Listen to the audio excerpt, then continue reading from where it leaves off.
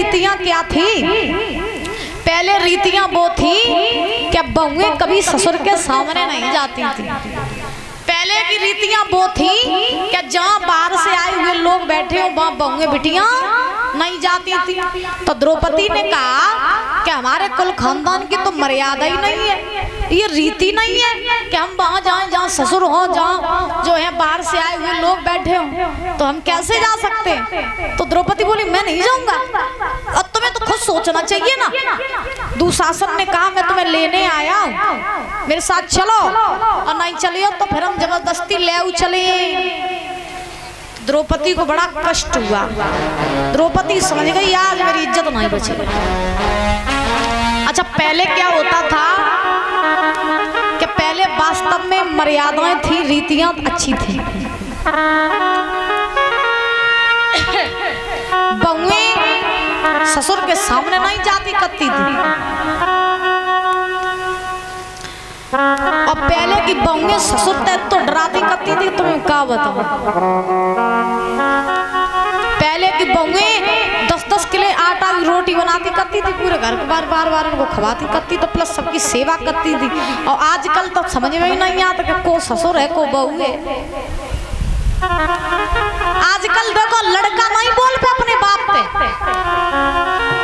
भीतर तक बहू निकल के आए जाकर डुकरा तेरी ठहरी बांध दिया तो तुम्हारा कछु कही तो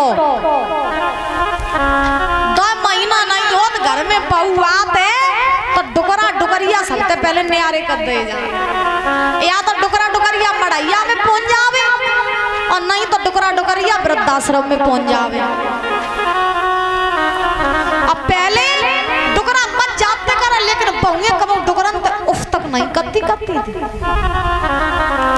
और मान मर्यादा जो होती सो अलग, लोक लाज होती सो अलग। अब आजकल की बहुएं देखा ससुर घर में डोल रहे, अब बहुएं लोवर टी शर्ट पहन के ससुर के सामने पापा जी पूरे घर में पापा जी परी रहा। सही बात। पहले रिश्तों में मर्यादाएं थी, आजकल देखो रिश्ते कहाँ बचे। पहले का देवर अपनी भाभी को माँ मानता था, और आज जमाना इतना बदल गया कि आज का देवर अपनी भाभी को अपनी पत्नी बनाना चाहता है।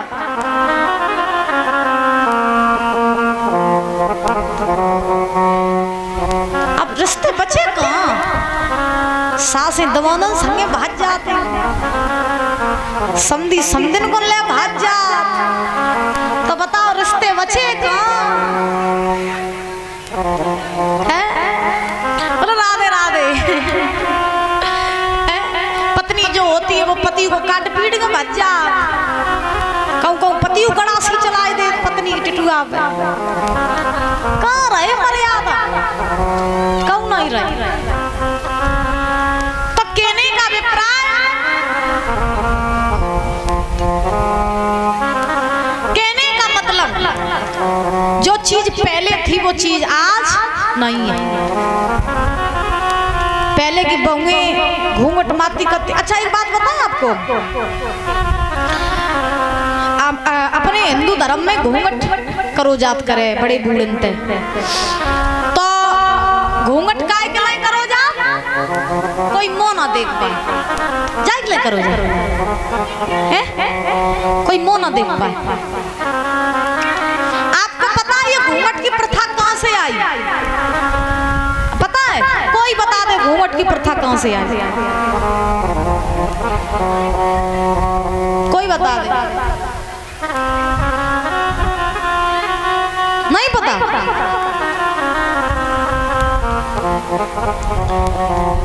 नहीं मालूम? बता दें हम।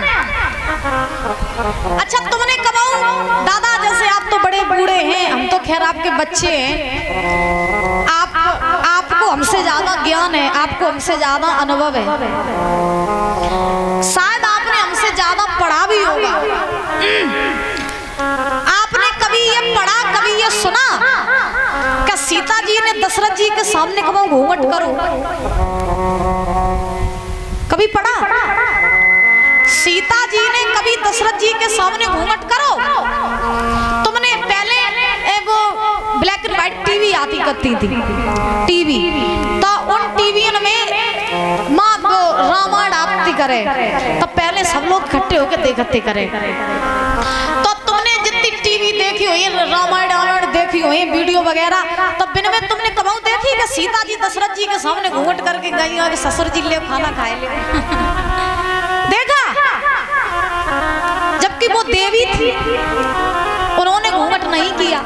मंदिर में चले जाओ, कोई देवी घूंघट करे ठाड़ी, फिर तुम लोग घूंघट काय करती? तो तुम्हें पता है कि घूंघट की प्रथा आई कहां से?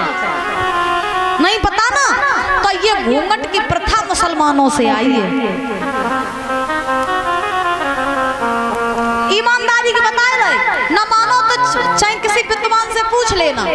ये घूंघट की प्रथा मुसलमानों से आई है। क्यों? क्योंकि मुसलमानों की जो बहुएं बिटियां होती है नकाब पहन के चलती करे, वो बुरखा होत का हो तो नकाब पहन के चलती करे, उनकी आँखी चमकती रही और उनको पूरा शरीर ढको रहा।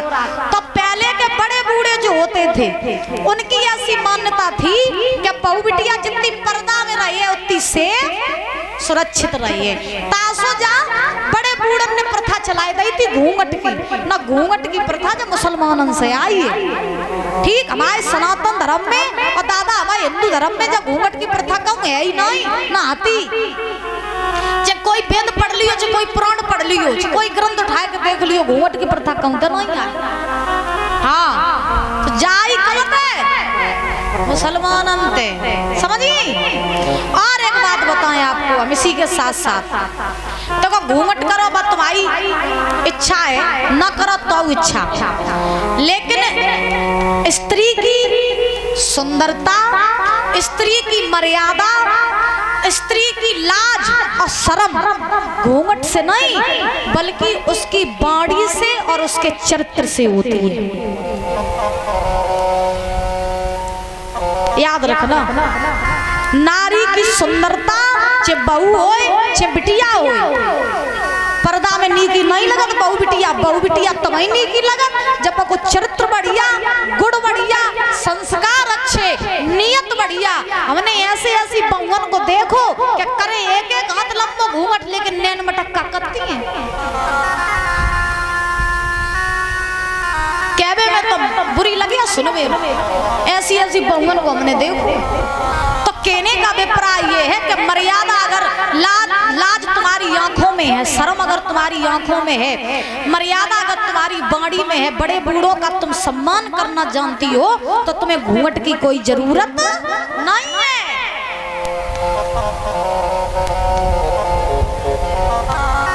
लेकिन अब आजकल को मानता, कोई नहीं मानता, कोई नहीं मानता। तो देखो सूत जी महाराज समझा रहे 88,000 ऋषियों। द्रौपदी रोने लगी। द्रौपदी ने कहा मैं नहीं जाऊंगी, तो दुशासन ने कहा नहीं जाओगी तो जबरदस्ती हम तुम्हें ले जाएंगे। द्रौपदी ने बहुत मना किया, ये दुशासन नहीं माना। तो द्रौपदी ने क्या किया कि दुशासन के वो द्रौपदी रो रही, अब दुशासन से कह रही छोड़ दे मुझे, मैं तेरी भाभी हूँ, मैं तेरी माँ समान भाभी हूँ। अरे इज्जत अगर मेरी गई तो मेरी नहीं बल्कि इज्जत तेरी भी जाएगी, तो मुझे छोड़ दे, जाने दे। दुशासन ने द्रौपदी के केस पकड़ लिए, घसीटने लगा ये दुशासन। मैया रोन लगी, बिलक बिलक थे। दसा जाए है कि द्रौपदी महल न रोवे, अखियन से बरसे बाके तीर। द्रौपदी महल न रोवे, अखियन से बरसे जाके तीर।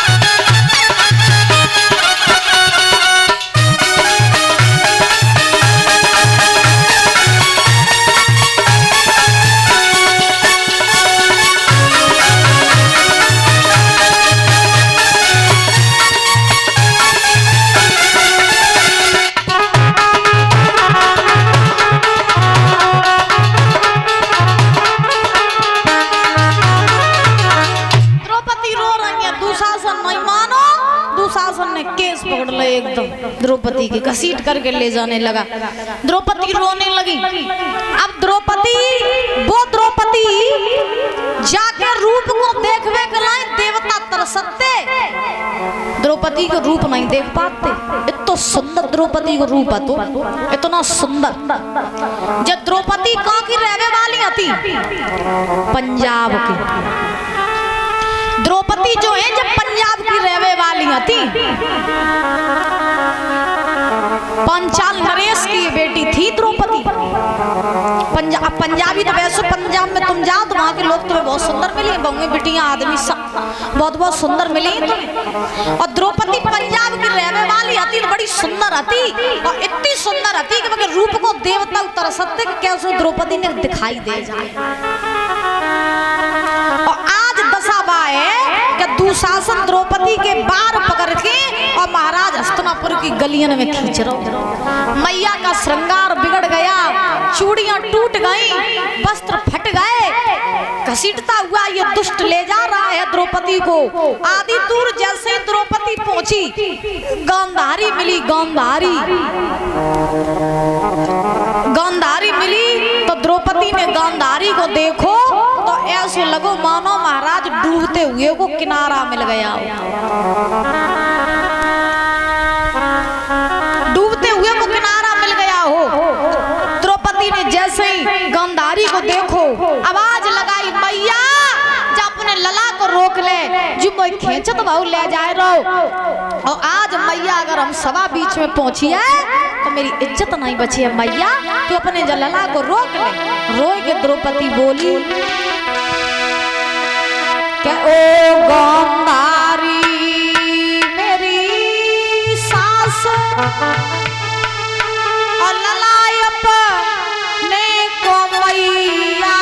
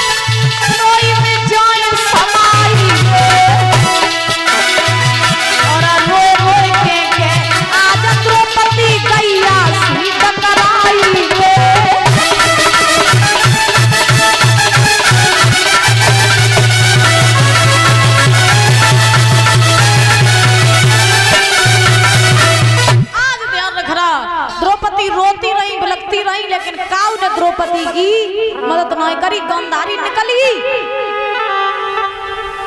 अब जैसे ही गांधारी निकल गई, अब हुआ क्या कि ये दुशासन घसीट करके द्रौपदी को ले गया और ले जा करके दादा भरी सभा में द्रौपदी को खड़ा कर दिया।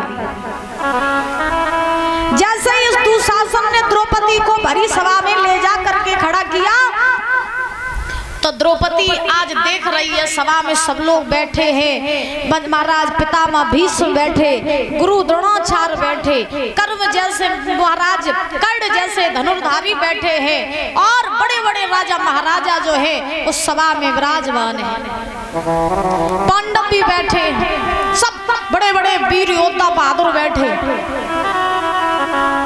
और दूसरा दुर्योधन जो है वो सिंहासन में बैठो। और जैसे ही दुर्योधन ने द्रौपदी को देखा, दुर्योधन बड़ा खुश, कौरव वंशी जितने सब हंस रहे, लेकिन आज मजा आएगा, आज बदला लिया जाएगा द्रौपदी, सब बड़े खुश हैं।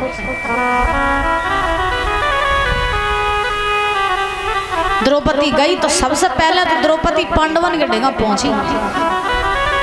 जब हम मुसीबत में होते तो हमें अपने की याद आती, तो सबसे पहले द्रौपदी पांडवन के डेगा पहुंची। और पांडवन के डेगा जाए के द्रौपदी बोली, सुना तुम मेरे 5 पति हो, एक से एक बहादुर, एक से एक योद्धा। अरे तुम्हारे सामने बड़े बड़े वीर बहादुर सब फेल हैं, और तुम्हारे होते हुए अगर मेरी लाज चली जाती, धिक्कार है तुम्हारी ऐसी ताकत में जो तुम आज मेरी लाज नहीं बचा सकते।